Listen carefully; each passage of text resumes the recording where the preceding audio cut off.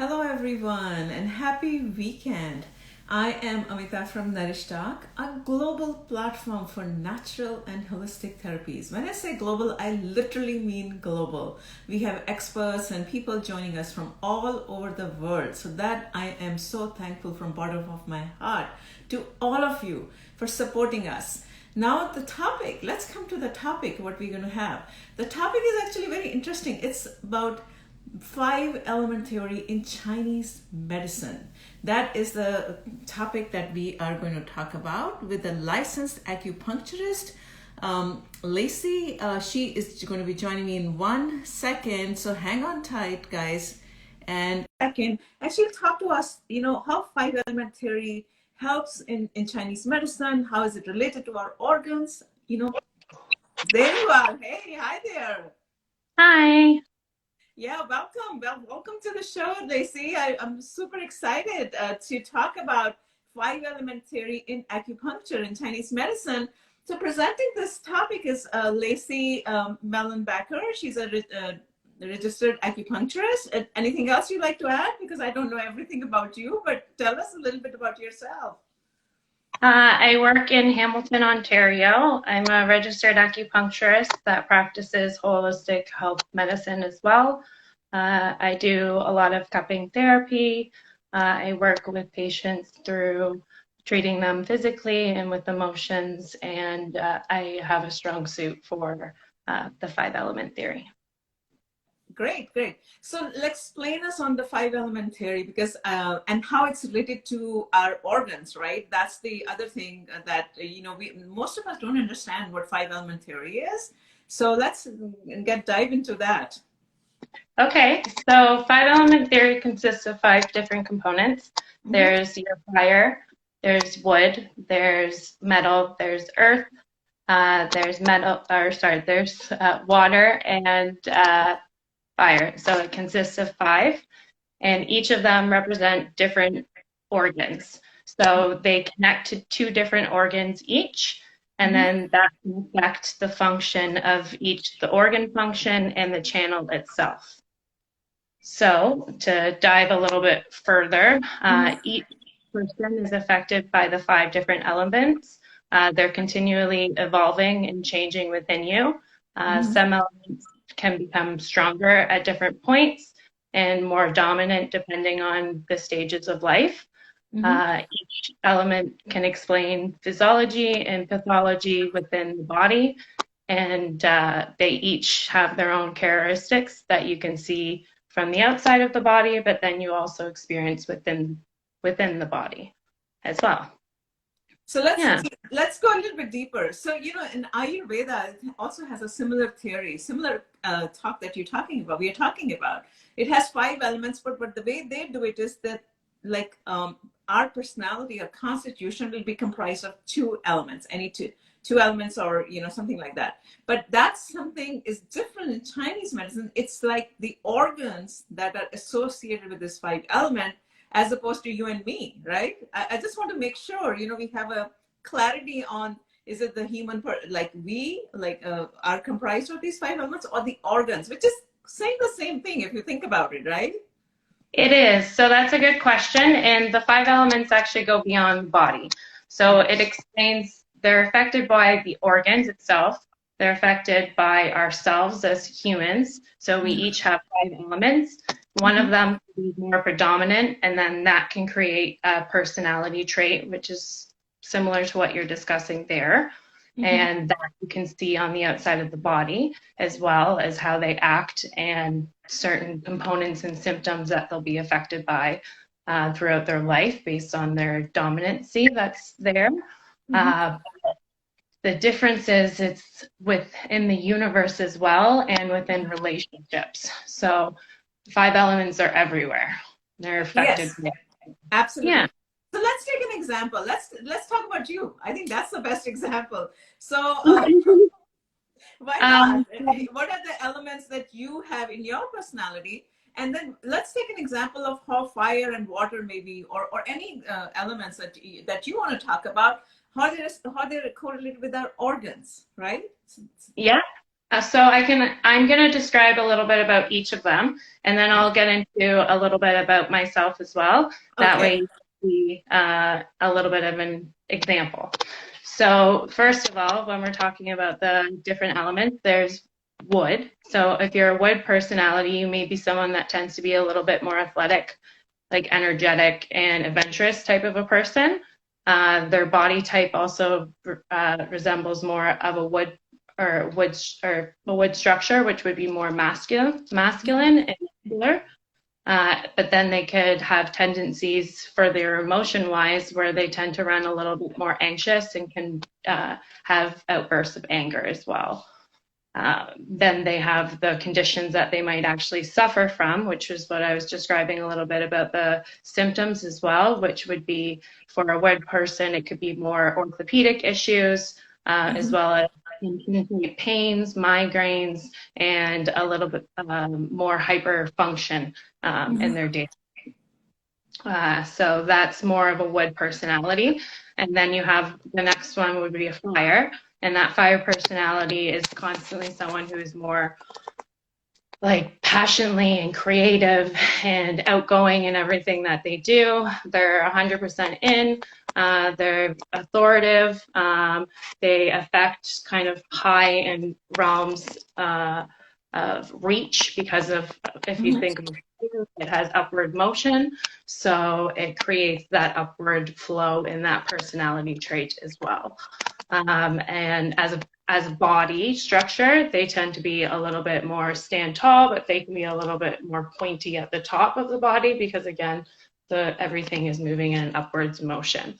But because they're so passionate, they can tend to be a little bit more impulsive or irritable on certain levels because of the running upwards emotions. And then for symptoms, they could have sleep issues, headaches, chest pains, blood pressure, hypertension, things that again run in upwards motion of flowing the energy upwards. For an earth person, that's someone who is more nurturing, a caregiving person. They're generous. They're kind of giving their shirt off their back type of a person. This body structure may be a little bit more round and fleshy as they tend to be more round in their body structure as whole. And then they tend to over worry as well because of the fact that they care so much about everyone and everything that this makes them a little bit worrisome. And then they may also suffer from abdominal issues or like hormonal problems as a result of that. And then there's metal. A metal person is more, if you can think of a product of metal, it's more hard and firm structure. It's solid. It creates more of an honest and responsibility frame of mind, as well as the body itself. So it's a little bit more tall and a firm structure. And then the personalities itself, as well for emotions, they have a little bit more control over gauging and can appear to be a little bit more even keel of a person. But then their issues can run more in constipation, skin issues, lung problems, and allergies. And then you have wood, the final one, which is a person that's an old soul, more or less. So they're wise, they're reflective, they're always thinking of everything. They flow through the motions and they absorb as they go. Because of this, though, they tend to be a little bit more fearful, which can make them a tendency to run on a paranoid type of a person, which can affect them in different ways as well. For suffering, these people are more back pain, knee pain, and bladder related issues. And that's where you can see that. Now, when we talk about all of the elements, like as I was explaining before, you can have one or more or all of them represented in your personality. And it just depends on where your strong suits are, which would be your more predominant element. And then that would be more reflective of the life and the tendencies that you could tend to see and help to treat a person knowing their personality trait and what would affect them more in that manner. Got it. So I Yeah. think it's a fascinating concept. And the interesting thing is, Ayurveda has a similar concept, exactly the similar concept. They just, there's a different language, right, for it. So let's talk about the balancing, right? So you talked about, fire, we talked about water, metal, wood, and then, but if they're like elevated or aggravated, some of these people who have these kind of, whether they're fire or whatever you want to say it, how do you, what is the homeostasis, in the sense that what is the balance that Chinese medicine talks about? That's what we want to understand. Okay, that's a great question. So when we're talking about the balance, each person is going to have something that strives to each of these elements in their own life. So a representation, like you're for fire, it's going to be something that you're passionate towards.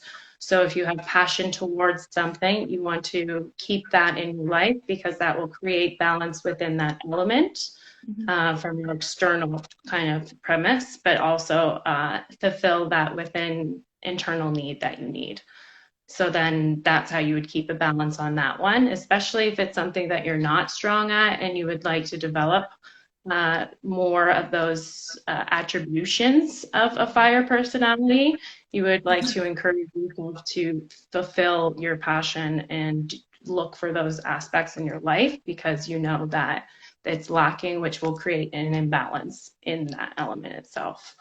As well as for an earth, when that one is more of that caregiving and giving back to somebody else, we all have that nourishing aspect where we need to take care of something or someone and have that in our external life as well as ourself. So we need to take care of ourselves and our internal needs. We need to be able to ask for them and communicate them. And then we need to also be able to take care of others and make sure that we're fulfilling their needs to make sure that that's a balance within a relationship so that it's not being affected element and pulling on our lives as well. And then when it comes to metal, the same, that one's more of that honest responsibility. So when we go through different times in our life, we may do something or come across something or make a mistake, have a failure, have take responsibility and create honesty within the way that we communicate and take ownership of our lives and the choices we make, from dietary choices, from our physical choices to our daily choices we spend our time doing, to our external choices, from relationships to work to communication to friendships and all of that in between. Building that honesty and responsibility for the person you are and your part can create that balance and strength to gain that balance within that one. And then for water, this one's more with development of experience and time and understanding that as we age and go through the lives process, we are always gaining more knowledge and we're always more or less swimming through the life's journey as it goes. And as we become more adverse to things in our surroundings, we gain that wiseness and the reflectiveness on the journeys that we've taken to create more balance in our choice making for our future. And then that creates the balance within that part. Got it.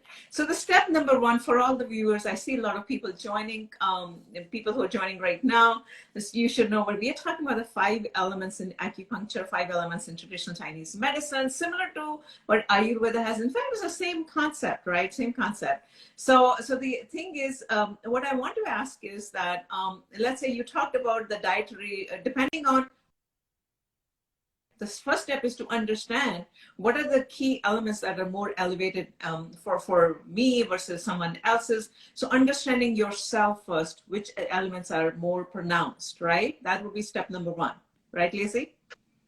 Yes. Okay.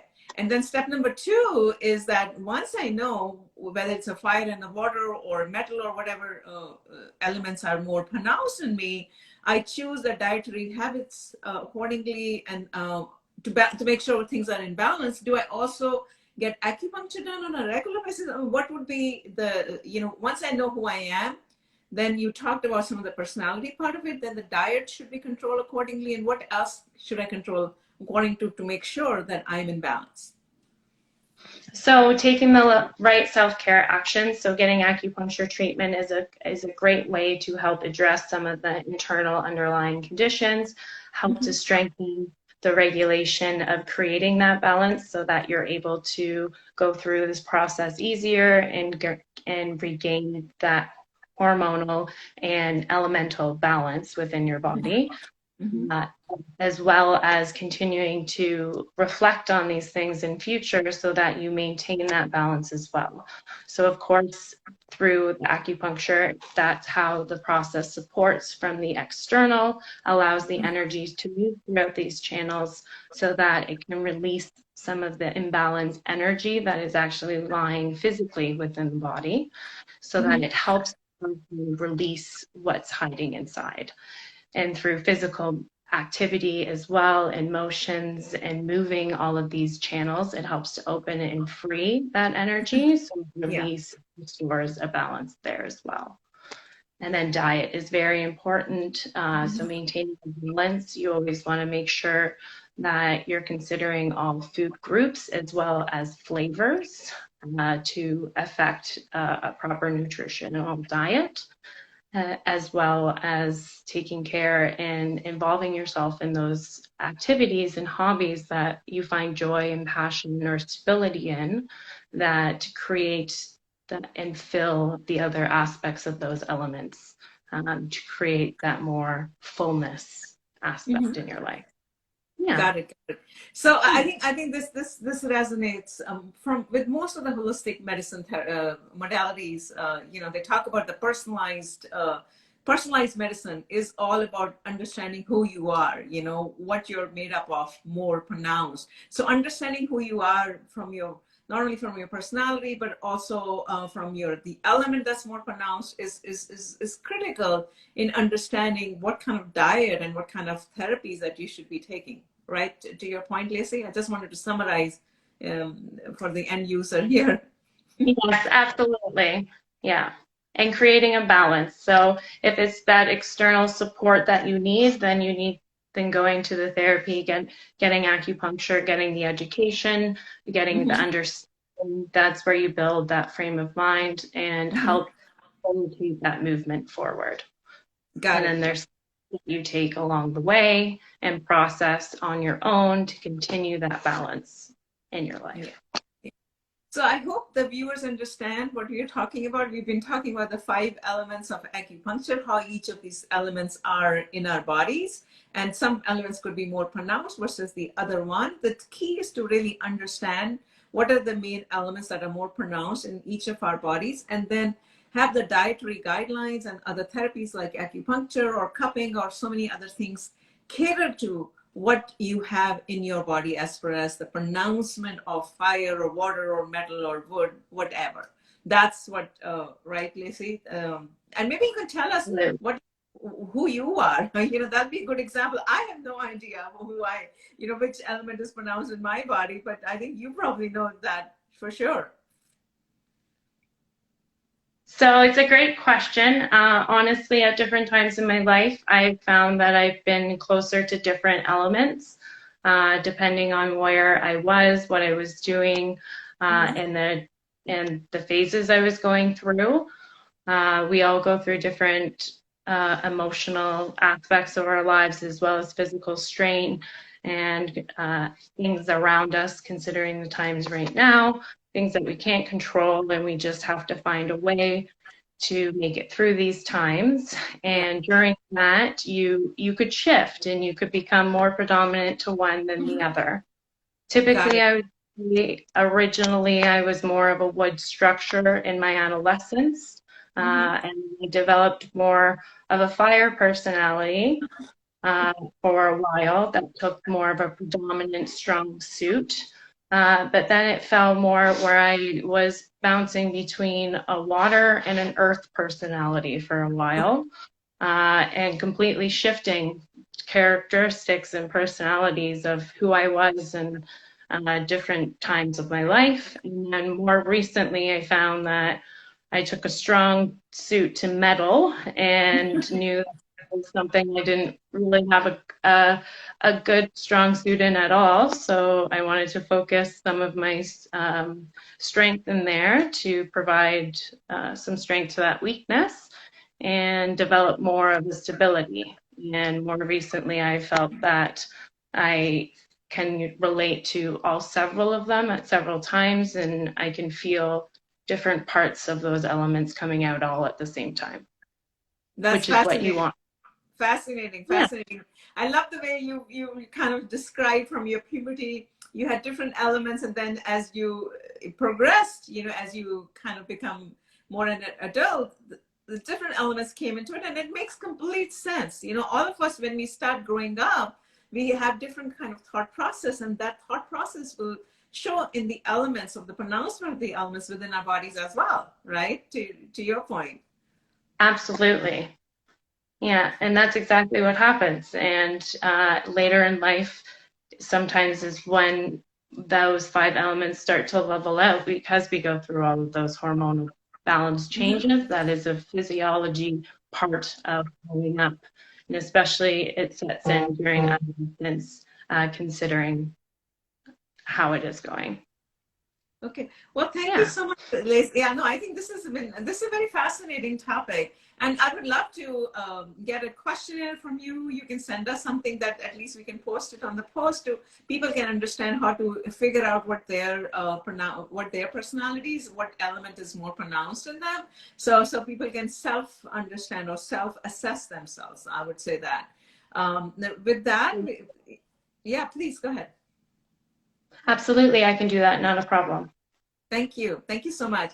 So I see people joining right now. We are actually going to wrap up. You can catch this, session. We're just going to put it on Insta. Any questions you have, you're welcome to send us a DM.